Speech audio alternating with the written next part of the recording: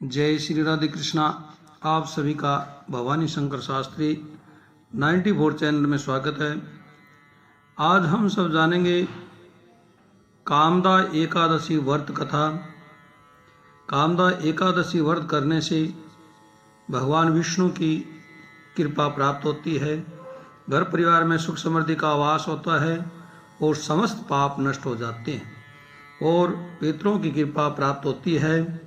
दिलीप ने पूछा, भगवान मैं एक बात सुनना चाहता हूँ, चैत्र मास के शुक्ल पक्ष में किस नाम की एकादशी होती है? बशीर जी बोले, हे राजन, चैत्र शुक्ल पक्ष में कामदा नाम की एकादशी होती है। वह परम पुण्यमयी है। पाप रूपी ईंधन के लिए तो वह दवानल ही है। प्राचीन काल की बात है, नागपुर नाम का एक सुंदर नगर था जहाँ सोने के महल बने हुए थे। उस नगर में पुंडरीक आदि महाभयंकर नाग निवास करते थे। पुंडरीक नाग का नाम उन दिनों वहाँ राज्य करता था। गंधर्व, किन्नर और अप्सरा भी उस नगर की सेवना करती थी। वहाँ एक श्रेष्ठ अप्सरा थी जिसका नाम ललिता था। उसके साथ ललित नाम वाला गंधर्व भी था। वे दोनों पति पत्नी के रूप में रहते थे। दोनों ही परस्पर रहते थे। ललिता के हृदय में सदा पति की ही मूर्ति बसी रहती थी और ललित के हृदय में सुंदरी ललित का नित्य निवास था। एक दिन की बात है, नागराज पुंडरीक राजसभा में बैठकर मनोरंजन कर रहा था। उस समय ललित का गान हो रहा था, किंतु उसके साथ उसकी प्यारी ललिता नहीं थी। गाते गाते उसे ललिता का स्मरण हो आया, अतः उसके पैरों की गति रुक गई और जीभ लड़खड़ाने लगी। नागों में श्रेष्ठ करकराट कोटक को ललित के मन का संताप ज्ञात हो गया। अतः उसने राजा पुंडरीक को उसके पैरों की गति रुकने एवं गान में त्रुटि होने की बात बता दी। करकोटक की बात सुनकर नागराज पुंडरीक की आंखें क्रोध से लाल हो गई। उसने गाते हुए कामातुर ललित को श्राप दिया, दुर्बुद्धे, तू मेरे सामने गान करते समय भी पत्नी के वशीभूत हो गया, इसलिए राक्षस हो जा। महाराज पुंडरीक के इतना कहते ही वह गंधर्व राक्षस हो गया।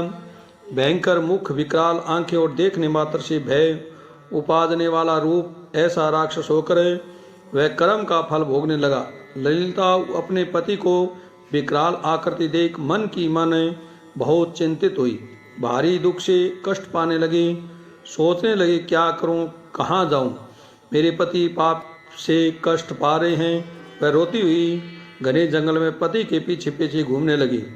वन में उसे एक सुंदर आश्रम दिखाई दिया जहाँ एक शांत मुनि बैठे हुए थे।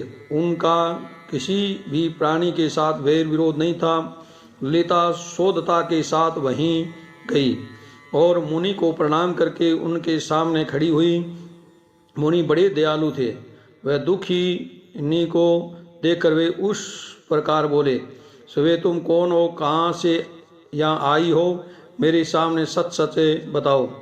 ललिता ने कहा, महामुनि, वीरंदता नाम वाले एक गंधर्व है। मैं उन्हीं महात्मा की पुत्री हूँ। मेरा नाम ललिता है। मेरे स्वामी अपने पाप दोष के कारण राक्षस हो गए। उनकी यह अवस्था देखकर मुझे चैन नहीं है। ब्रह्मन, इस समय मेरा तो कर्तव्य हो वह बताइए। विप्रवर, जिस पुण्य के द्वारा मेरे पति राक्षस भाव से छुटकारा पा जाए उसका उपदेश कीजिए। ऋषि बोले, भद्रे, इस समय चैत्र मास के शुक्ल पक्ष की कामदा नाम एकादशी तिथि है, जो सब पापों को हरने वाली और उत्तम है। तुम उसी का विधि पूर्वक व्रत करो और इस व्रत का जो पुण्य है उसे अपने स्वामी को दे डालो। पुण्य देने पर क्षण भर में ही उसके श्राप का दोष दूर हो गया। राजन मुनि का यह वचन सुनकर ललिता को बड़ा हर्ष हुआ।